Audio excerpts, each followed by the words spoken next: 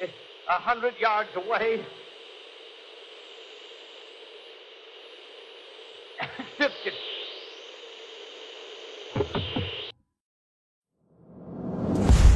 We're in the era of radio. Radio is everything. News, music, entertainment. It is the medium of the times, and it carries the message. It's at the 25th island of Greece. That sentence probably made no sense to you because it is out of context. You heard it in the middle of a video.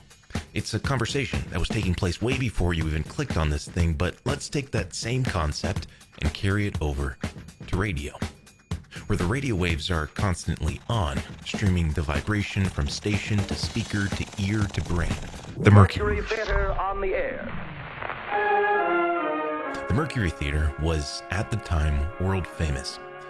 They take 14 weeks and adapt their otherwise theatrical performances into the audio-only radio format. The main producer of the radio show is an up-and-coming young man by the name of Orson Welles. In the next few decades, he'll be responsible for some huge films, but that's not where we're going just now.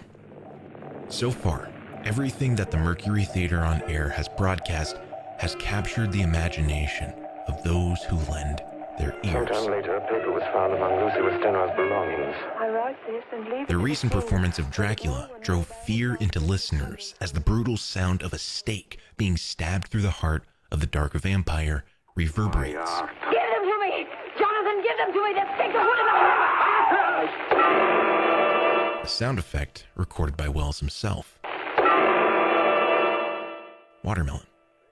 Hammer. Media Broadcasting System and affiliated stations present Orson Welles and the Mercury Theater on the Air in The War of the Worlds by H.G. Wells. The new show is starting now. I heard from one of the columns that it's based on a book that's been adapted from Britain. Let's listen in. Not much change in temperature. Whatever you're about to watch will be better after a frosting and filling break. Crazy good. A slight atmospheric disturbance of undetermined origin is reported over Nova Scotia, causing a low-pressure area to move down rather rapidly over the northeastern states. Here is where the medium, that simple medium of airwaves to brainwaves, is bent. Since it's just one medium, one format, that real-world news and fantasy world entertainment are essentially leveled, this young producer has the bright idea to blend fact and fiction. Good evening, ladies and gentlemen. From the Meridian Room in the Park Plaza Hotel in New York City, we bring you the music of Raymond Raquello and his orchestra. The show is intercut with seemingly real-sounding radio reports that start off fantastical, an explosion on Mars. Ladies and gentlemen, we interrupt our program of dance music to bring you a special bulletin from the Intercontinental Radio News. At 20 minutes before 8 Central Time, Professor Farrell of the Mount Jennings Observatory, Chicago, Illinois, reports observing several explosions of incandescent gas occurring at regular intervals on the planet Mars. Then grow more plausible, a mysterious object found in a farmer's field. What would you say, Professor Pearson? What's that? What would you say, what's the diameter of this? About 30 yards. About 30 yards. The metal on the sheath is, well, I've never seen anything like it. The color is sort of yellowish white. Then the stakes are raised. Ladies and gentlemen, am I on? Ladies and gentlemen, here I am, back of a stone wall that adjoins Mr. Wilmer's garden. From here, I get a sweep of the whole scene. I'll give you every detail as long as I can talk and as long as I can see. More state police have arrived. They're drawing up a cordon in front of the pit.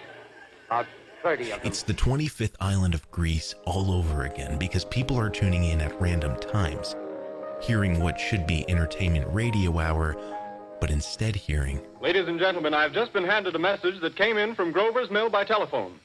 Just one moment, please. At least 40 people, including 6 state troopers, lie dead in a field east of the village of Grover's Mill. Futile attempts by the military to subdue a looming threat. This is Bolt reporting to Commander Fairfax, Langham Field. Hey!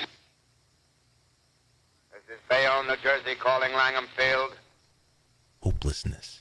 This is Bayonne, New Jersey, calling Langham Field. Come in, please. The end of the world.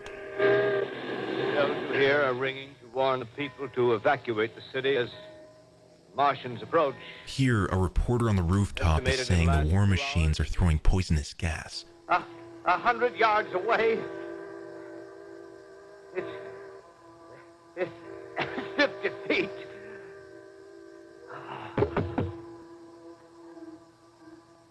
Then, a commercial break. But this break comes way later than usual because it just so happens that the War of the World broadcast is unsponsored. Meaning they can choose when they want to schedule their breaks. And so rather than scheduling the show around the breaks, they decide to push the break back. Give the viewer a better listening experience, right? But when usually a commercial would appear a few minutes in, this one occurs 50 minutes after, resulting in a perfect recipe for... After the break, the show continues in the standard radio play format. Odd There's sound effects, and silent actors, under the dawn of that last then the story ends. great day.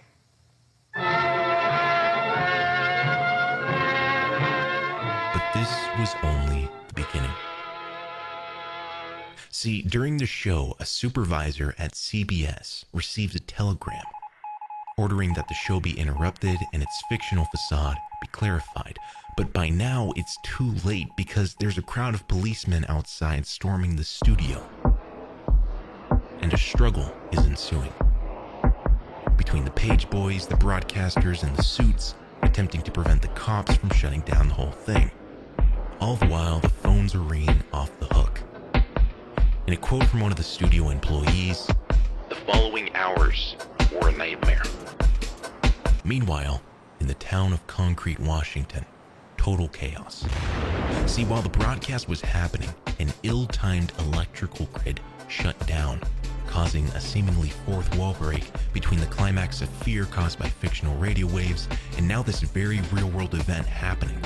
So hundreds of people are rushing to stores for supplies, clamoring in the streets, mass panic until... If you think this is an exaggeration, it's only a little while ago that I again ran into some workers, some welfare workers, Quakers and Red Cross people who had been up in the Black Hills of Dakota some 5 or 6 weeks after this broadcast, persuading the people to leave the mountains and go back home because the Martians really hadn't come. And so did you at all suspect that people would believe it? In fact, we weren't as innocent as we meant to be when we did the Martian broadcast. We were fed up with the way in which everything that came over this new magic box, the radio, was being swallowed. People, do suspect what they read in the newspapers and what people tell them, but when the radio came, and I suppose now television, anything that came through that new machine was believed.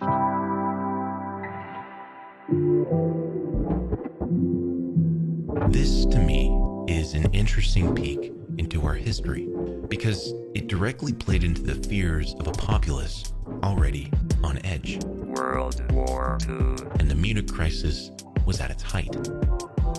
People were tuning in day and night to hear reports from boots on the ground, accusation after accusation, threat by threat, the type of radio wave so masterfully captured by the media to draw the viewer in would drive even the most level-headed person into wondering if we're at the edge of a new world war, or if it's just another piece of the